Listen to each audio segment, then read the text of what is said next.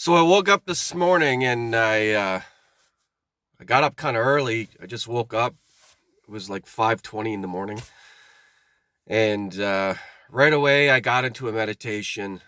I just sat, man, and it's just something that I do first thing in the morning. I make time to basically just sit and meditate. And people always say, "Well, I don't know how to meditate." It's like it's not something that you have to learn, man. It's just simply close your eyes and observe your thoughts, man. It's as simple as that. It's nothing complicated about meditating. People think it's just spiritual practice and you have to get down in the lotus position and cross your legs and do all this oming and mantras and all this other stuff. It's nothing like that, man. It's basically just sitting in quietness and just observing your thoughts before you do anything else, man. Before you put on that phone, before you start scrolling on social media, before you put on the TV or the radio or whatever it is, man, before you start getting bombarded with all this programming, sit and observe what thoughts are going through your head, when you first wake up. It's just that simple, man. So anyways, if you'd make it a daily practice, it's life-changing. It really is. Sometimes I sit for like an hour and a half, and I just observe the thoughts. Like I don't attach to anything. I just let them go. Okay, this is what I'm thinking, and then I just let them pass, right? All suffering comes from the mind, right? This is something that I've learned because I was one that had a bad addiction to alcohol, and I'm clean and sober now for almost 3 years. And the thing is, a lot of my, you know, addiction problems came from, the mind, right? The mind, your projection of reality, right? It causes all the suffering. It causes all the suffering. And then, well, what do? We partake in drinking or drugs or whatever it is to numb out that reality that we've created.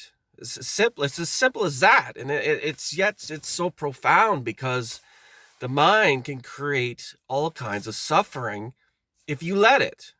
And this is the thing, man. Being depressed or having like social anxiety or whatever it is, right? Um, y- you know, I've learned a lot over the past few years about how to alleviate the suffering.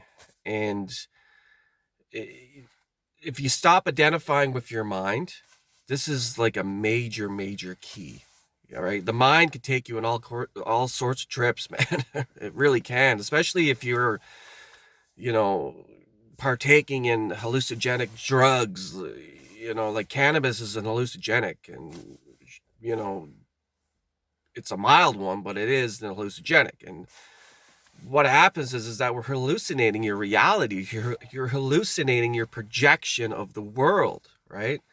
Now, I'm not going to say anything bad about it because I still do CBD gummies and the odd time. I mean, I'll still do a little bit of cannabis, but this suffering comes from basically attaching to a thought, right? And you're unconsciously attaching to a thought, be it a negative one. And this is the thing, right? It's normally a negative thought that you're unaware of, that sort of is in your subconscious, that's part of the programming that you've had for years and years and years.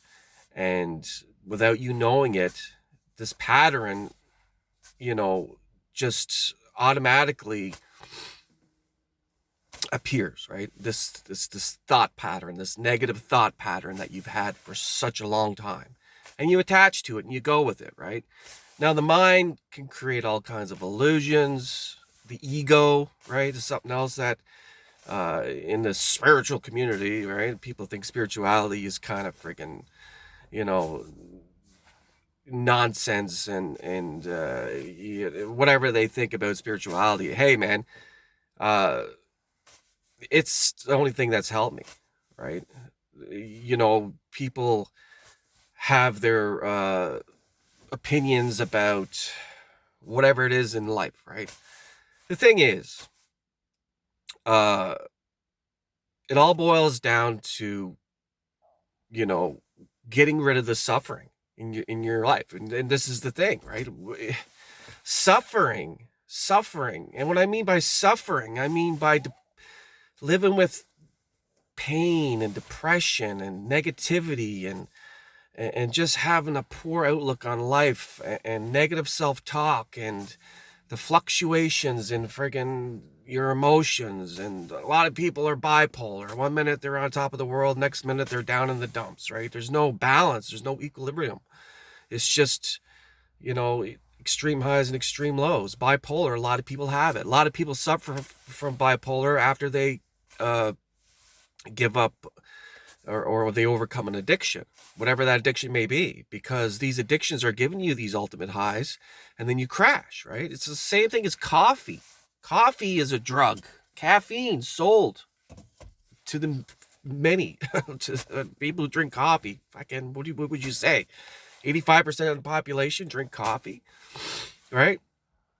Caffeine is a stimulant, another stimulant that, you know, perks you up and whatever it is, but it's all just a friggin' illusion, man. The mind is creating illusions and you're projecting it out into reality, and using your five senses in this vehicle, the body, you're navigating through the reality that you created in your own imagination, in your own mind.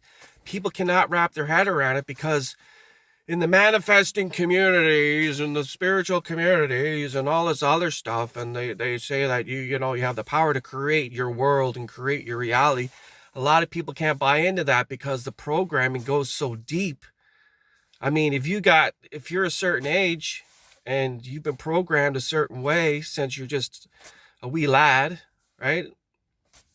And they say between the ages of 1 and 7, you're programmed through, like, you're like a sponge, right? Your brain is in that theta brainwave state, which is like hypnosis, which you can get into anytime you want, by the way.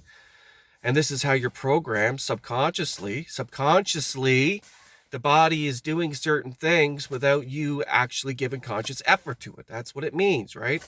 So they say, well, you know, show me the programming this person got between the ages of 1 and 7, and I'll show you the person he's going to be for the next friggin' 50 years or whatever it may be, right?